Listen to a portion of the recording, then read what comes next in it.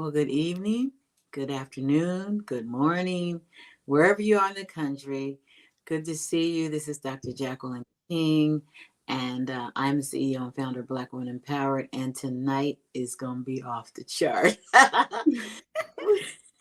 We have our my favorite psychologist and our mental health moment expert, Dr. Nekeshia Hammond. How you doing, Doc? I'm good. I'm good. How are you? Doing good. I know this is the night you would normally go live anyway, right? Yep, yep. So we're just here. We're here a little earlier, but we're talking about Black women and the trauma that Black women are facing in childbirth and the mortality rates for the infants and um, so let's just jump right in it. So I read an article today that a lot of it, even though a lot of studies show that it could be, high blood pressure or some of the other things, but a large part is just plain old malpractice when it comes to Black and brown women. And I mean, it has to be traumatic. First of all, I've heard some horror stories. I know three women personally, and one of them is a doctor. The other one's Wow. an attorney that have gone through this. And what can we do, Doc?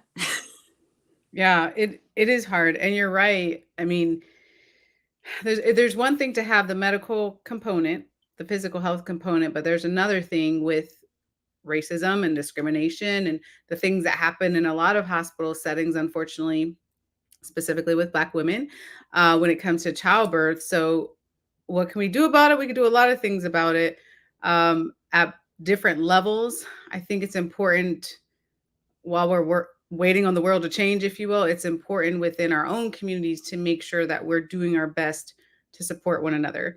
I mean, pregnancy in and of itself can be a stressful experience depending on how that pregnancy looks. Childbirth can be a stressful experience. Postpartum can be a stressful experience. Parenting can be stressful, right? So, how can we as a community think about, all right, how can I support this woman? How can I help her? What can I do? It's not always about money. It could be about money sometimes if it's funds, but it's reaching out, it's checking in. What does this person need? And how can I do better to support, knowing that, like you said, we can read the statistics, we can read the articles and those sort of things which are happening, which we need to make changes on that end as well. But while we're waiting, right, what can we do as a community to support one another? Absolutely. Everybody's coming in. Let us know where you're tuning in from as you come in and share the broadcast. Yeah. I understand that a lot of women are getting like I forget what they call midwives. They're not called midwives, but they're getting additional support to help them through different things. Is that Mhm. something that you think would be good? Yeah, I have heard of that, like getting a doula or That's getting why I couldn't say. I someone couldn't else. think. Yeah, it's okay. Yeah, or getting someone else. I've heard a lot of stories about that. There's a lot of communities that offer different levels again of social support. So at the medical level, there's different ways to get extra support, and then at the community level, right? At the mental health level, like this is a team sport, if you will, right? Like all of us have our different levels of responsibility. But again, watching right now, maybe you're not in the medical community, but we can all do our parts, right, to help each other, especially through this crisis that's going on right now. When I think about, you know, all the women that have suffered through childbirth and either died or lost a child, so the trauma is real. But then what about the mothers who have not yet gone to the childbirth, haven't had any children? They have to be like petrified knowing these numbers, right? Yeah, it's really scary. I mean, it's that's one of the hard things about, I mean, statistics are what they are, right? We do the research, we get the numbers. Sure, absolutely. It can be really terrifying and anxiety provoking to see these type of statistics. I'm hopeful that we can work through as a society, though, because sometimes, not all the times, but sometimes with statistics, when they come out, there's different efforts in different communities to work on changing those statistics and making things better now that we've identified there's an issue. Again, it depends on the community. I've seen certain communities around the country that are doing amazing at that, and certain communities that, yes, are still working, that still need some work to make some changes. But it can be absolutely terrifying. I think the most important thing, though, and I think someone even asked in the comments, like, is it better to get a doula rather than going to the hospital for Black women? It's really a personal decision, but hopefully the family's decision, if you will, of what is best. I mean, it's childbirth, so there's a lot of issues. There's a lot of sometimes physical complications, mental health complications. It's an easy pregnancy, it's a difficult pregnancy. There's a lot of different possibilities, but talking with trusted friends, trusted family members, and obviously the women's opinion as well, like all of that, putting it into place and seeing like what's the best thing that I can do to make this, to make sure that I thrive, to make sure that I keep the baby healthy and myself healthy. So those are a lot of questions that really need to be asked. And it really does vary per person. Yeah. So the whole first of all, it's very emotional even having a child. Of I course. know. Of course. Yes. So do you suggest that, women at least have a psychologist, somebody on hand, because it can be really rough. I mean, Hmm. the hormonal changes, the weight gain, all of that, that's a whole lot. And then to have to deal with racism in the middle of that is horrific. Yeah, it is. It's a lot. It's a lot. Like you mentioned, especially for Black women, we have the stats. What is extremely important is to have support especially during pregnancy, like to make sure you have the support. Sometimes it's in the form of a mental health professional. Sometimes it could be, if someone has a place of worship, it could be with your friends, it could be with your neighbors, your coworkers. Like who is it around you that's supportive of you during this time? Because I remember way back when, my son's almost 12 now, but way back when I was pregnant, I was like, okay, in my mind, I was like, I have to make sure, obviously physically I'm taking care of myself, but also mentally, I was like, what can I do to keep my stress level down right now?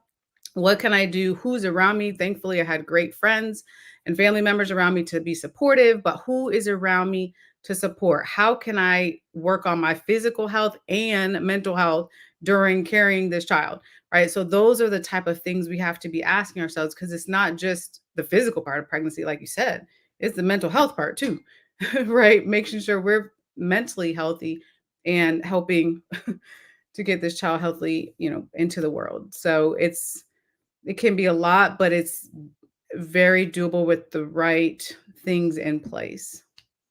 Yeah, and so there are um statistics out there that say that some doctors feel like Black women, I guess it goes back to slavery, we can take more pain, and and then that is the worst ever. That's You unfortunate. Yes.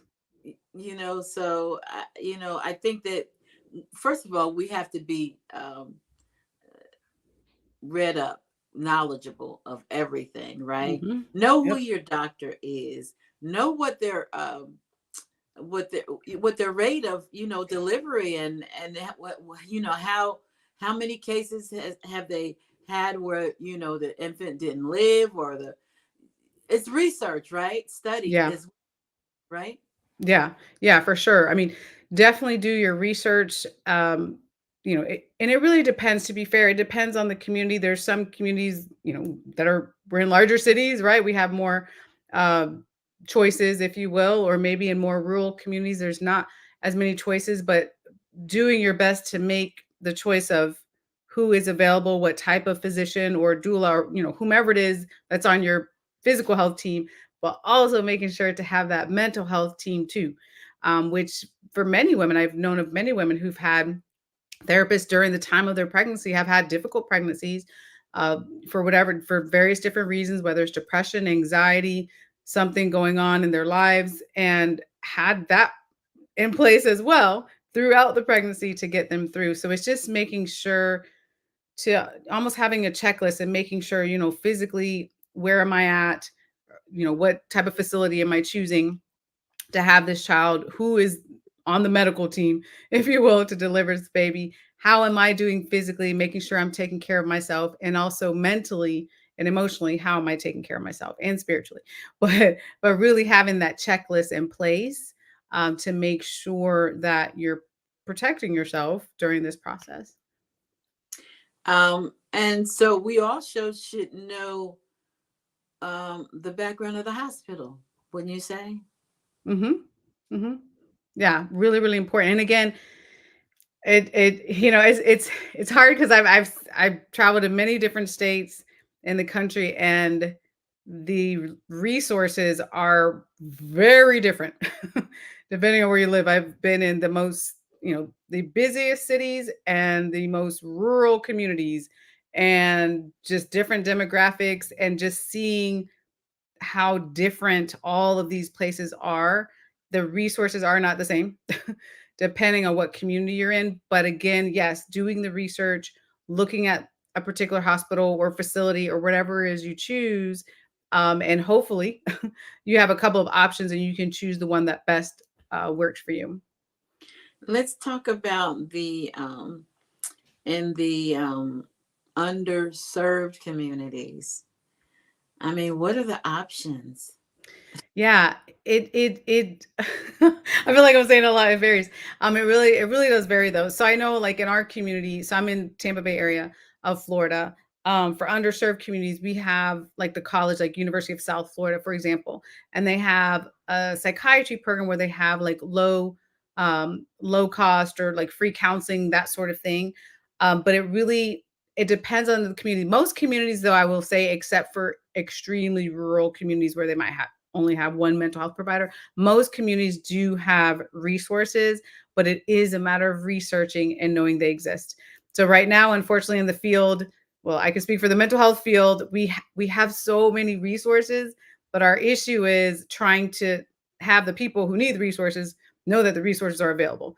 So we're unfortunately in that boat, but there's many resources out there. So even looking at, Googling, free counseling or low cost counseling or those sorts of things, and then put in your city and state or wherever you live in the world, putting that into Google, you can find the different resources because they're generally out there. I noticed that when it comes time to get mammograms, they have mobile mammograms. It would be Hmm. nice if they had some mobile, to go into the underserved communities, maybe, mental health, or even Yeah. doulas or whatever. Hmm. That would be good. That would be To amazing. That it would be would. absolutely, and I've seen those. I've absolutely seen mobile clinics, and they do exist, not at the rate we need them right now, but they absolutely do exist. The different mobile clinics, I've seen that too, like mobile mammograms, that sort of thing. I've seen that, like different health fairs and things like that. Mhm. Sometimes they have that. So yeah, they exist, but not on the scale that we need them to meet the need, unfortunately. But I'm hopeful in the health community that we're working on that. But that's absolutely like the best idea, right? That's the ideal. We can help as many people as possible. Absolutely. And so, yeah, so, like, I want everyone to know that this is your body. And if you feel that Hmm. something is not right, you need to address it immediately. Don't wait. I had a doctor, actually, I've interviewed her, and she was in the middle of her childbirth, and she was saying that it just didn't feel right. She had had another child, it was her second child, and she called. She kept telling them that she what didn't feel right, and they were like, "Oh no, this is that's fine." Da, da, da, da, da. But it took her husband to ensure that she got the help that she needed, because he noticed that she was in distress.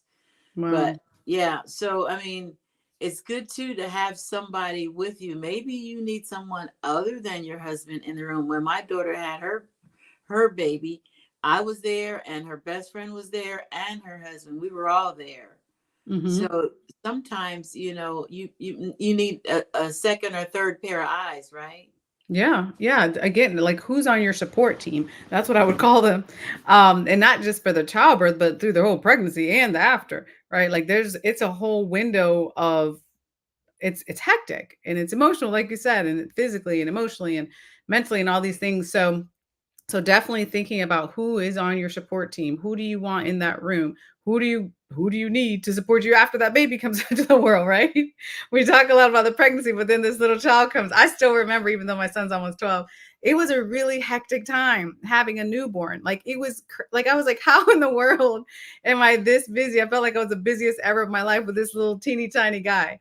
All right, this little teeny tiny baby, but it was busy and it was my well, it was my one and only, but the first child, like first experience, it's like, okay, all these new things you have to learn. It's overwhelming. You're tired, you're sleep deprived. All these things are happening physically with your body and emotionally with this new experience. So again, who is on your support team at that time to help you cope with all the demands, the new demands that you're going to have? Absolutely. Let us know where you're tuning in from.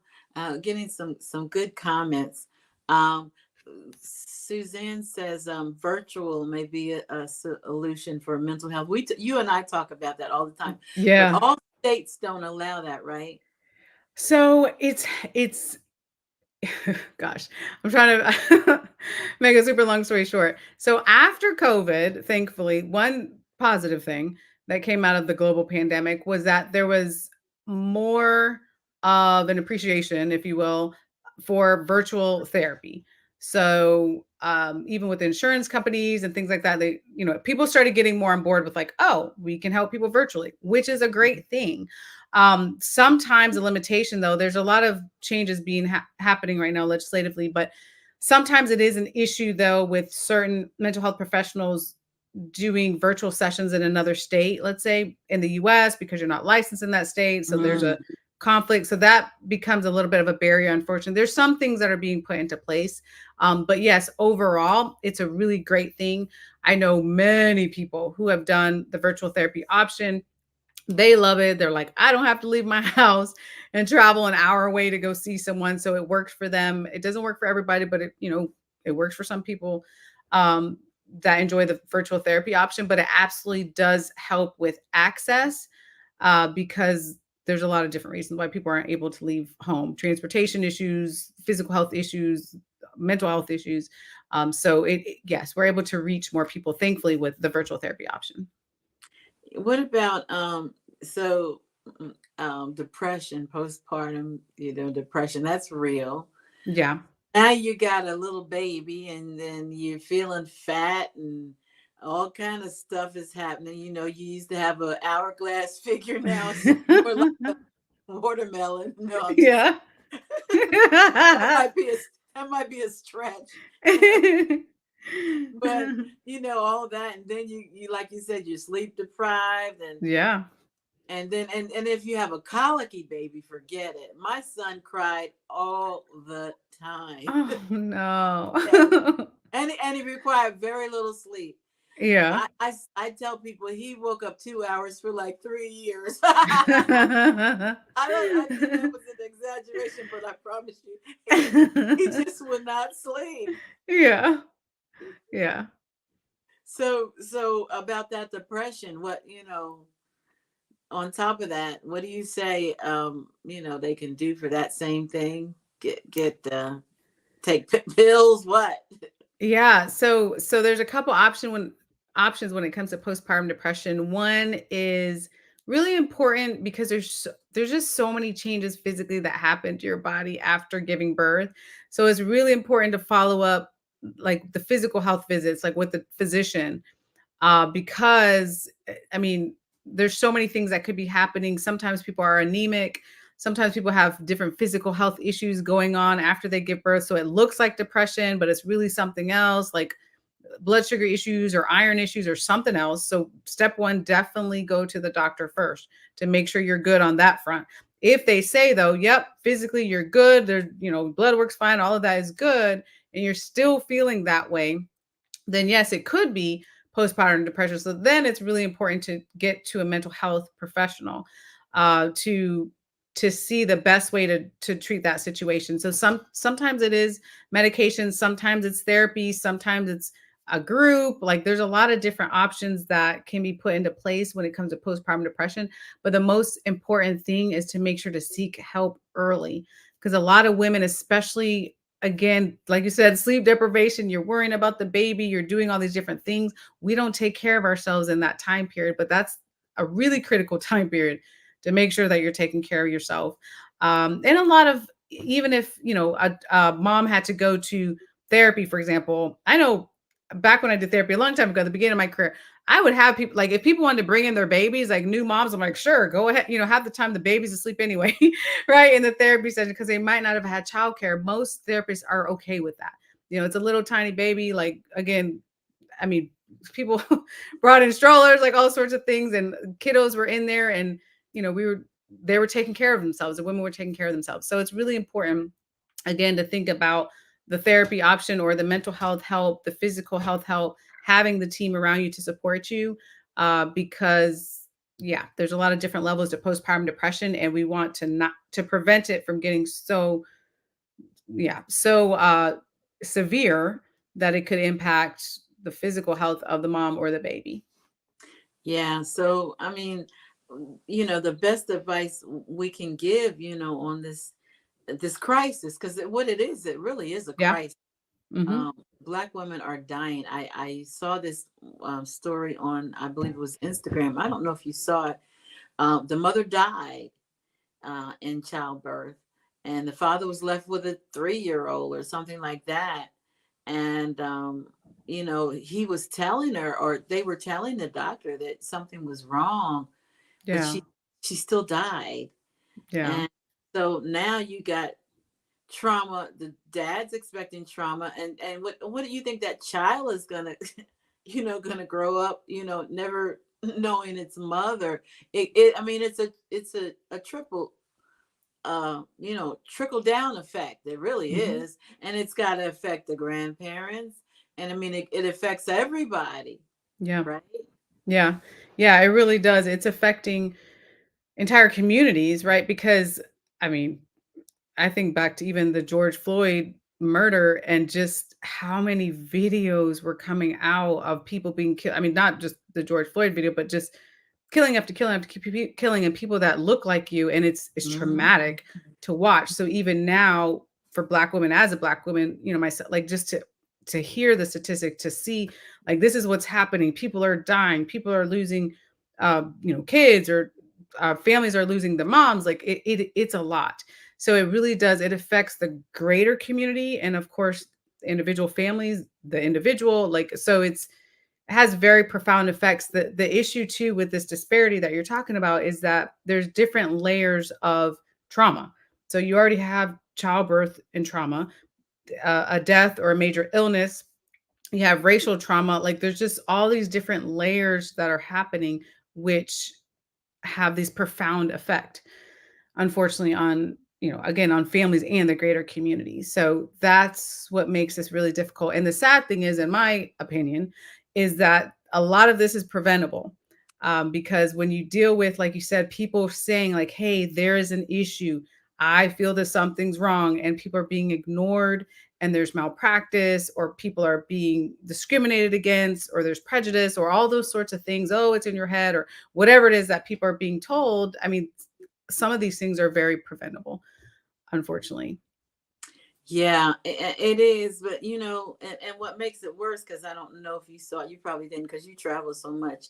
But I actually interviewed a couple weeks ago a young lady that dealt with workplace trauma and Oh. racism. And Mhm. so, with us, in most cases, you got to work while you're pregnant. You, we don't, Yeah. most cases, have the luxury of sitting home Yeah. for 9 months. So if you're dealing with discrimination at work, and you're pregnant, and you're having all that, I mean, you need a 24-hour psychologist. I'm Around the clock. serious. I know, Yeah. around the clock, right? Yeah, it's, well, and it is. It's a lot. It's a lot. Again, I mean, all the layers, the racial trauma, the family trauma, the physical health trauma, the mental health trauma, the stigma mental health. Like it's so much and it's so heavy, which is why it's important. And I know, obviously there's a variety of people watching this, whether you're pregnant or not. It's really important to make sure you have your support team in place. Like, who is it that is lifting you up? Who is it that's supporting Mm. you? Who is it that's in your corner for your mental health? Hopefully, also, yes, a mental health professional. But while we're working on the stigma of mental health, like who is there for you? Who is checking in with you? Who can you count on? Like, who's your cheerleader? Like, those people. Have those, make sure you cling to those people and have those people in your life to help you get through, well, yes, all the heaviness that exists. Rachel says, how do you navigate family members or your mother's advice when you know you need professional advice? Now, let me just say, because Mhm. Dr. Freddie Haynes out of Texas did one of my favorite clips, especially in the Black church. And we've talked about this before. A lot of times they say you can just pray it away. Oh, child, you'll be all right. I'm pray for you, and you're gonna be fine. And that. Yeah. That's a lie from hell. Yes, it is. It is. I mean, if you need help, please don't let your family members talk you out of it, because if you need it, you need it. You don't even have to tell them if you don't want to, but Exactly. get the help, Yeah. because the old school people like, child, you don't need no, how it was, right? Yeah. Yeah. Yeah, exactly right. Again, back in the beginning of my career when I did do therapy, I remember literally people would be like, my fill in the blank, my mom doesn't want me here, or my sister, my brother, or they don't believe in therapy, or all these things. And I'm like, listen, I'm not going to tell them you're here. Um, I have confidentiality.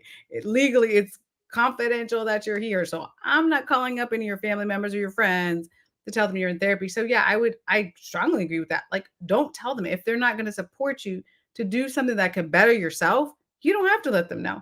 And I know people that have not shared, I mean, a whole lot of things about their mental health treatment only because they it wasn't looked highly upon by the people surrounding them, right? But if you know, again, if you know you're doing something to better yourself, you're getting treatment to make you happier, more productive, help with the depression, anxiety, racial trauma, whatever it is, which is a great thing. You don't have to suffer. There's no award for suffering, and you can get through that. Then you do that to help in your life and to help you thrive. And unfortunately, sometimes we have to ignore those around us who don't understand the benefits of therapy, or who don't understand the benefits of you working on you to be a better version of who you are. And Suzanne Haley says, thank you for this conversation. Very insightful. That's what we try to do. We really try to address issues. And this is like a hot, hot topic. Um, we actually are supposed to be working on a podcast addressing women's health issues. There's three of us that are supposed to be working on that, because I feel like we are our sister's keeper. Yeah. We're commissioned to. We work better when we're working together. We're Yeah. lifting each other up, encouraging, whether it's spiritual, personal or professional. We're all we got. Yes, and having that safe space, like you said, like having those communities. I can think of several communities that I'm a part of. We have, I mean, all sorts of stuff, like whether it's text messages or WhatsApp groups or group meet. Like, I mean, there's all sorts of different groups and chats, but it's just safe spaces that are being created to just check in with one another. Maybe you're sending a joke and like whatever you need for that group, right? Like there's plenty, I believe there's plenty of people. It may not be your blood relatives, and that's okay. But there's plenty of people out there that are good, that want to be helpful to you, that want to support you. But you have to find those groups, find those individuals, right, and make sure that you help them, right? They help you, and then you can be in a place where you can be supported, because everyone needs that. We all do, and that's the beauty of social media, that we can we can turn on the computer and get good information like from you, Dr. Hammond, every Tuesday night. You take time out of your busy schedule, and I thank you. I know everybody thanks you. You're And you give welcome. tips on mental health. You've been doing this for a long time A long now. time, gazillion years. No, I'm just kidding. it's, I lost it's track of how many years. It's been a minute. it's very we appreciate you because, like I said, you don't have to.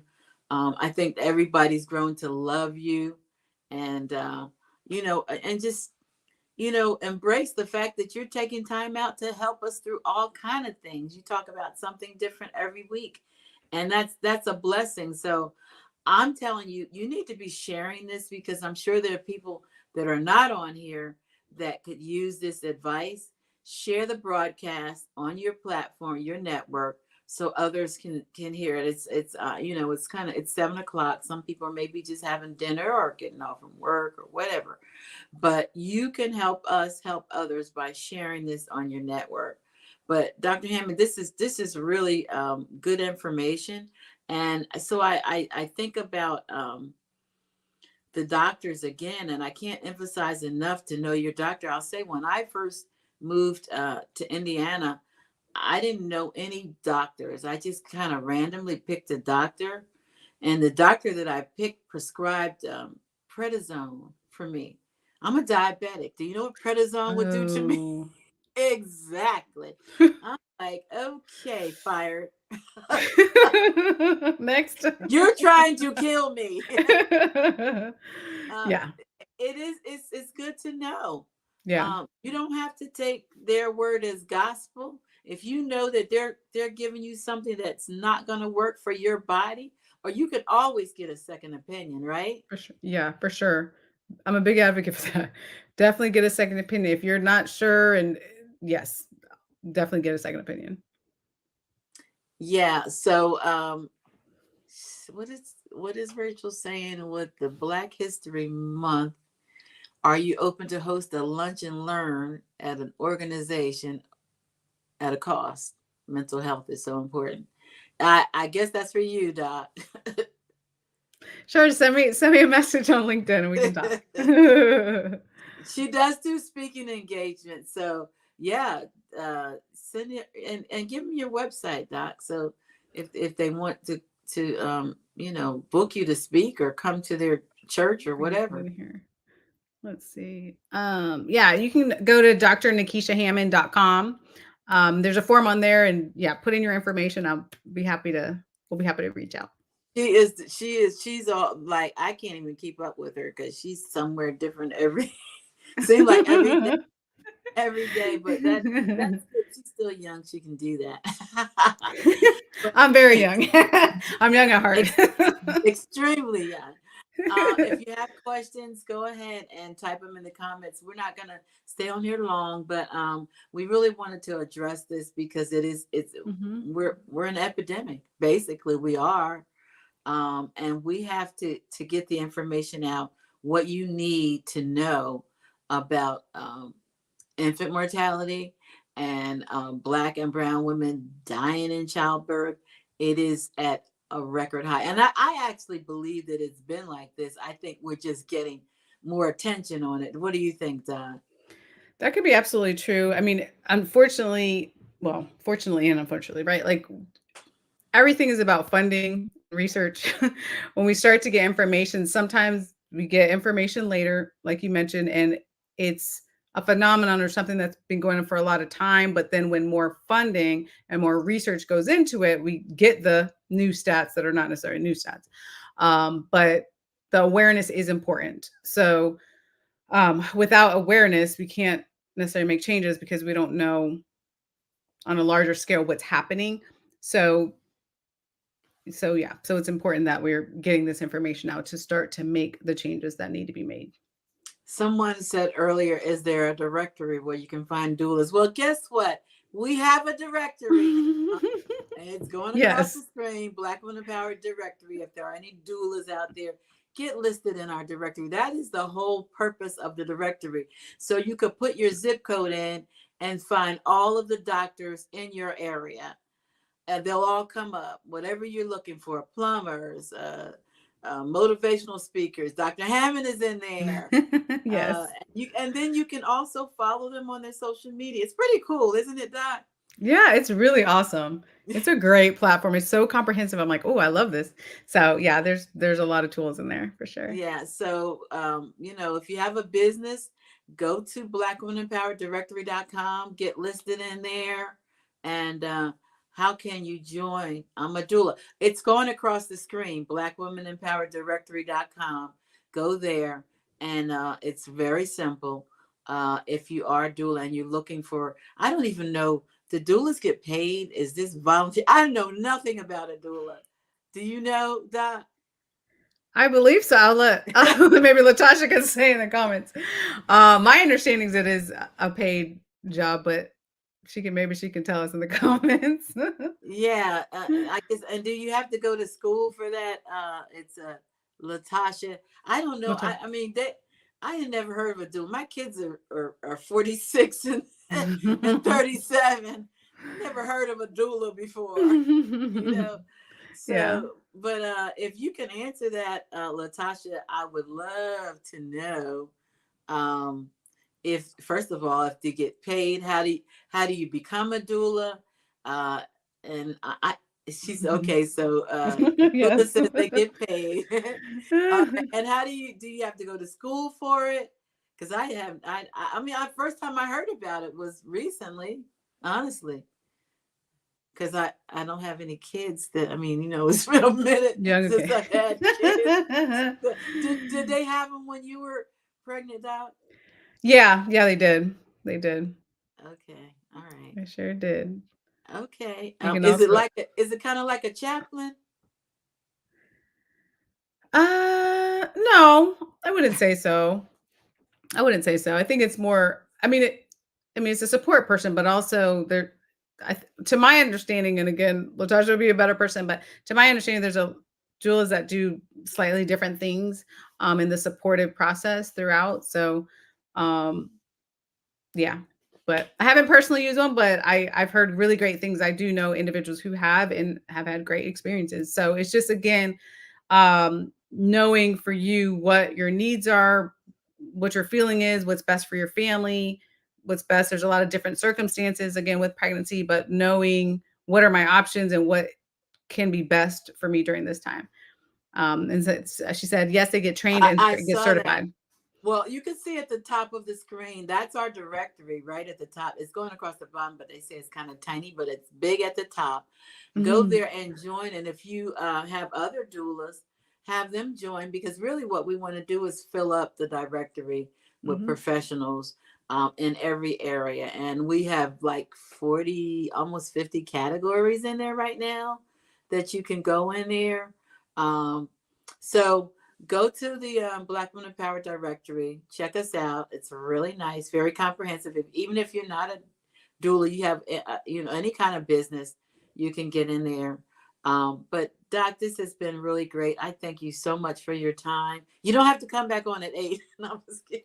Of course I'm coming back on at 8. Of Oh, course. you are going to come back on at Of 8? course. I Oh, I can't was miss my giving mental health moment. I was giving you a break. No, I don't. I love mental health moment. I love everyone on there. They're amazing. But I wanted to also thank you too, Dr. King, because just as I was saying before, how important it is to be a part of things where you're uplifted, where you're motivated, where you're supported. I mean, your platform that you've established, which is amazing. I love seeing the journey. I love seeing the growth. I mean, millions and millions of people around the world. And it's such uplifting content.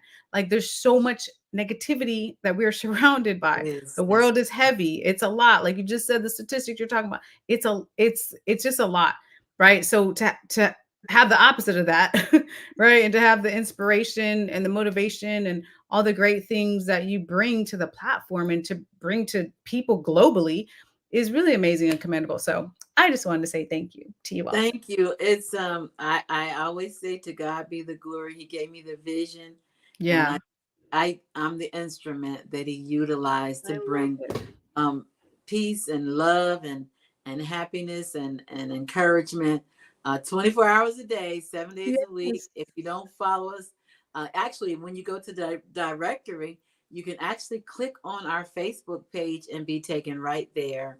We're here on LinkedIn. We're at 269,000 Woohoo! followers on our LinkedIn page.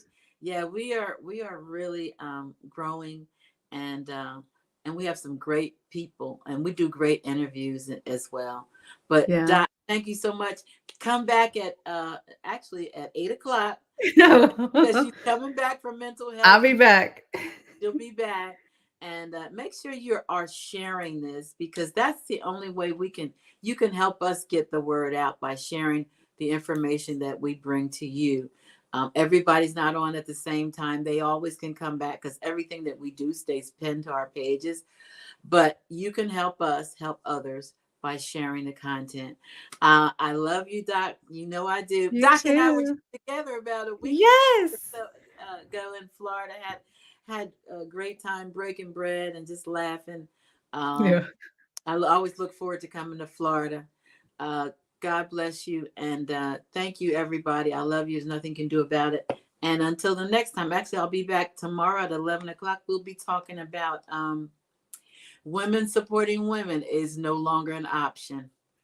It's a necessity. Yes. Okay. All right. God bless. Good night.